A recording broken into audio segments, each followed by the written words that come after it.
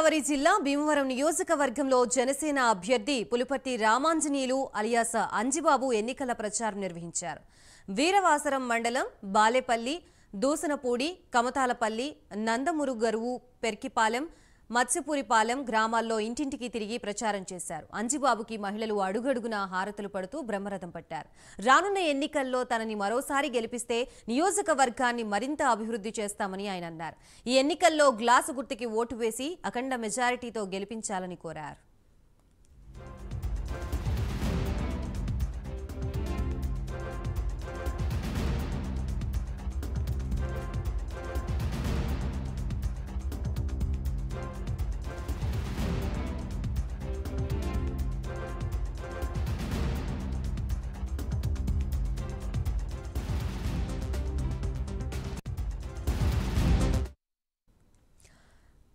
Kadapa